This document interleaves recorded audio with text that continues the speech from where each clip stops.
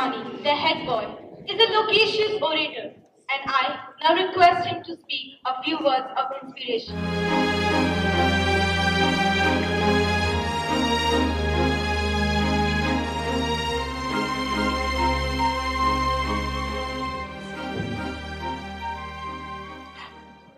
Respected teachers, ladies and gentlemen, brothers and sisters, a very good morning to one and all present here. Well, today I take this opportunity to narrate to you a story of my life, a story that began with a ding-dong bells and ended at an invisible man by Mr. H.G. Wells. A story that has shaped me, a story where I have learned the most important lessons of my life. Ladies and gentlemen, it's been 18 years of my life. I am 18 years old. That means that I've spent 18 years on this planet, 18 years on this land. And if someone was to ask me, which is the most beautiful year, which is the most beautiful moment of your life, and if I were to give an honest answer, I would surely say that the 1 year, 5 months, and 7 days that I've spent in Genesis has been the most beautiful moment of my life. Ladies and gentlemen, you must be thinking that it's an obligation, it's a formality for me to say so, but no. I will tell you the reason as to why I am saying that the 1 year, 5 months, and 7 days that I've spent in Genesis has been the most beautiful moment of my life. I come from a family where neither of my parents are educated. Neither of them can speak in English. Neither of them are educated. Not because they did not want to educate themselves, but because they were very, very financially weak. Until class 8, I was a very notorious child.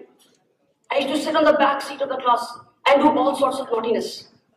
And then one fine day, my father called me and narrated his story to me and said, "Son, I could not educate myself, but it's my dream to see you getting educated. But it's my dream to see you speaking fluently in English. But it's my dream to see you studying in an English medium school." That day, I made my father's dream my own dream. My father said, "I want to see you leading the world." And that day, I made his dream my dream. The very next day, I went to my school, back there in Calcutta, my hometown. I told my teacher, "Ma'am, I want to give a speech." She smirked and she said, "Oh really, you can hardly speak in English and you want to give a speech?" I was really heartbroken. The one whole year, class 8, I watched English movies, I read English books. I talked to my friends in English so that I could learn English. And then when I reached class 9, I had learned little English by this time. And I told my teacher in class 9 that, "Sir, I want to give a speech in the assembly." Sir said, "That's not your cup of tea. Leave it, son." I was again rejected. I was broken. I had come to class 10 now, and I told my teacher again, "Sir, I want to give a speech now." I was again rejected. English elocution, I was rejected. English debate, I was rejected. Hindi elocution, I was rejected. Hindi debate, I was rejected. Everywhere, wherever I wanted to give a speech, I was rejected. And then I came to Delhi. I came to Genesis. And on the very first day in class 11, I told my class teacher, Mr. Sunil Hussain, that, "Sir, I want to give a speech." He said, "After 1 week is our class assembly. Go and give a speech." And I went and I gave a speech on this podium in front of the same audience. Thank you so much for that.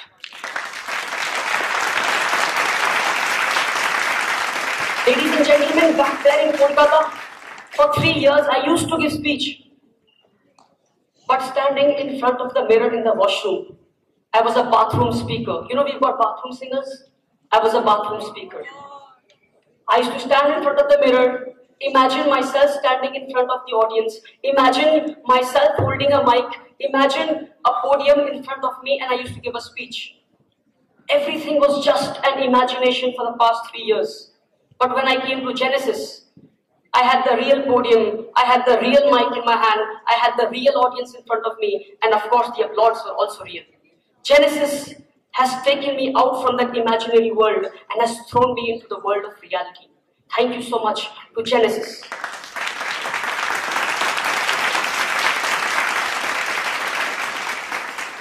Ladies and gentlemen, Genesis has taught me to dream.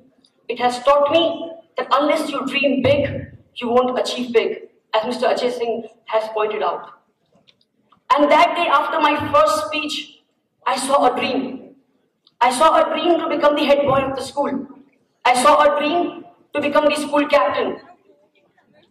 And the first thing that I did after seeing this dream, I went to my brother Najam, who's sitting right there. And I told him, you know, Najam, I want to be the head boy of the school. And he laughed at me. And then I read a quote by Mr. Robin Sharma where he said, if people aren't laughing at your dream, that means that you don't have a big enough dream.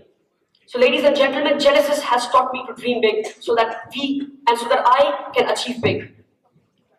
And then I would like to thank every single student seated here who believed in my dream, every single teacher seated here who supported me and who trusted on my dream, my house parents, and above all, Mr. Pradeep Paul and Mr. Ajay Singh, for being with me in every next step that I took to achieve my dream. And fortunately, I became the head boy of the school. Now, I was on the top. I was very happy being the head boy of the school. I was very, very happy being the head boy of the school. And suddenly, after weeks, everything changed. Everything changed.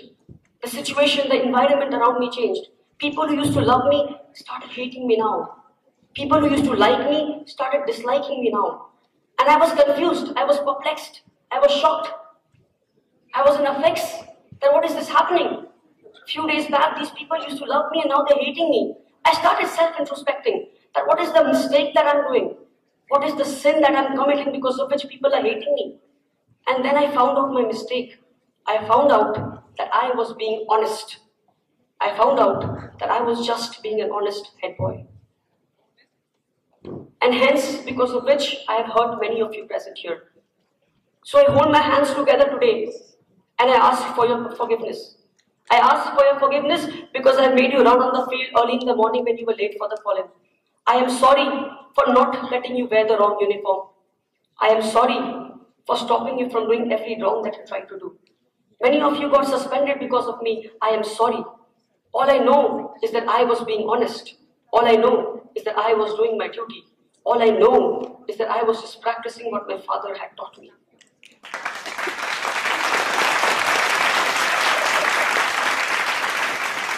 Ladies and gentlemen, I hope you would forgive me and understand that I actually love you the same way I used to. And understand that I actually care for you the same way I used to. And you would forgive me. Ladies and gentlemen, I came across a very beautiful poem in Hindi which I would like to narrate to you and read it out to you. मेरे यारों, साथ का ये पल दास्तां में बदल रहा. मेरे यारों, साथ का ये पल दास्तां में बदल रहा. आ गया वो वक्त जब हमें अलविदा कहना पड़ रहा. मेरे दोस्तों, ठीक से देख लो, कहीं कुछ छूट ना जाए. मेरे दोस्तों, ठीक से देख लो, कहीं कुछ छूट ना जाए.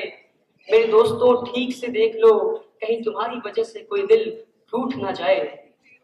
भुला के सारी रंज से आज गले मिल लो.